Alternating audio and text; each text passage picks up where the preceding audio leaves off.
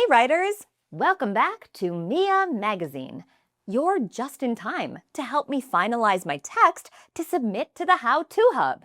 Take a look at this. All the pieces of my how-to text feel pretty clear now. I've written the introduction, materials list, and steps. I've added condition details, like how much, how long, and when. I even have all the tips and reminders I know will be important for beginning readers. You might have noticed that right now, my how-to text isn't all on one page. That's okay, because we're still drafting, and we can keep all the pieces safe until we're ready to put them all together. But I feel like something might still be missing. Let's dive in and see if we can figure this out together.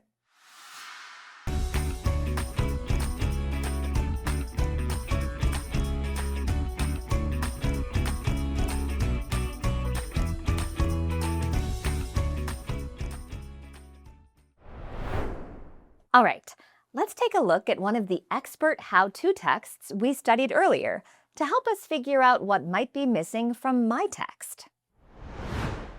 There are a few things in this text besides the words that help guide the reader. What do you see in the expert text that might make it easier for a beginner to follow? Pause here and jot down what you notice.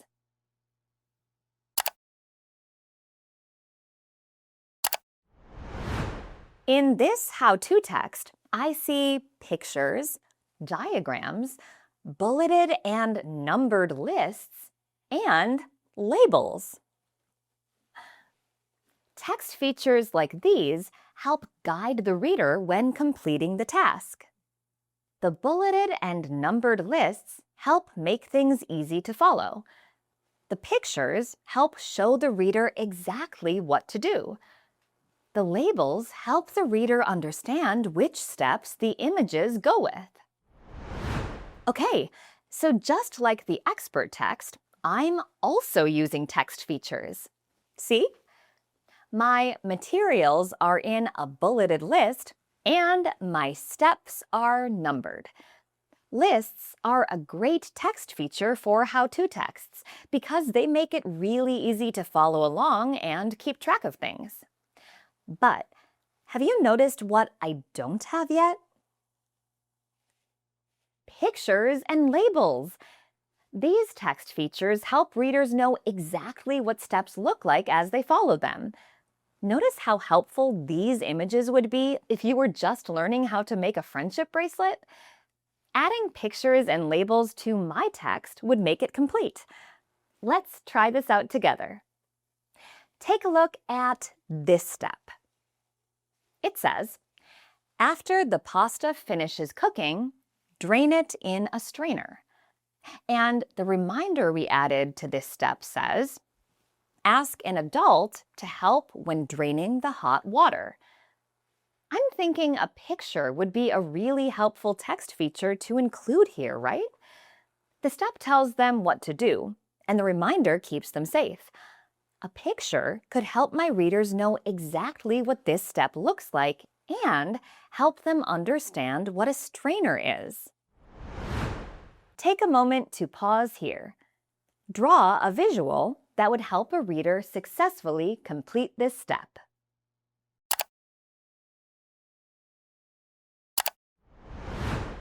How'd that go? Did you think of drawing a pot and a strainer?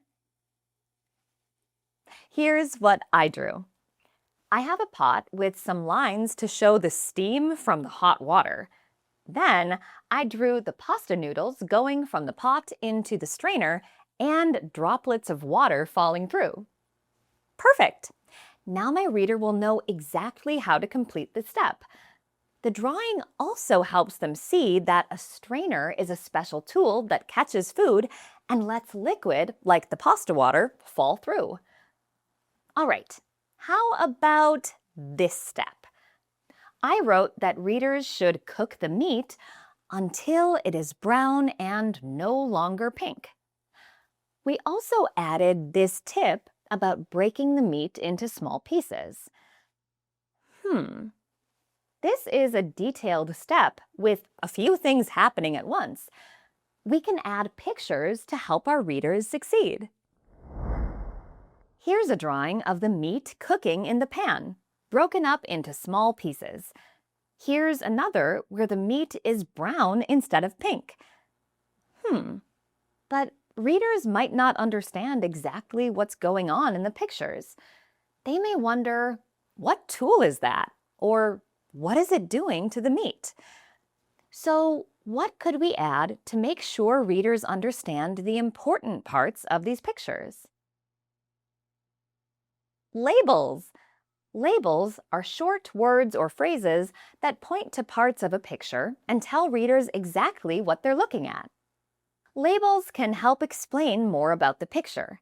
Here, we can label the spatula, another special kitchen tool, breaking up the ground beef. And here, we can label the meat as brown when done cooking. All right, we've added some great pictures and even labels to help complete our draft. Let's take one more look to see if any other pictures would be helpful. To help me decide, I can ask myself a few questions. Would this step be hard to imagine? Would a picture clear up confusion? Does the picture match the step exactly? Too many pictures can actually distract the reader instead of helping. Visuals should make directions clearer, not clutter the page. Let's try this together. Here's a step. Add 1 pound of macaroni to the boiling water. Is this already clear, or do you think this step needs a visual? Check yes or no. Then explain your thinking.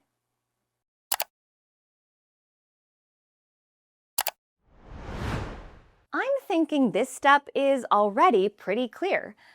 Most readers can picture pouring macaroni into boiling water, so I don't think a picture is necessary to help them. If you said something different, that's okay. This is something all how-to writers think about, and it's not always an obvious answer. As a writer, it'll be up to you to decide which visuals are most helpful. A good trick? Try asking a friend or family member who's a beginner in your hobby. Where might a picture help them? Amazing! Now it's your turn to think like a how-to writer again. Look back at your own draft and imagine someone trying your task for the very first time. Thoughtful writers use visuals and text features to support their readers. Decide where you might want to add a picture or diagram with labels. Remember, every page we read and every word we write helps us discover the world. All right, I'll see you next time, writers.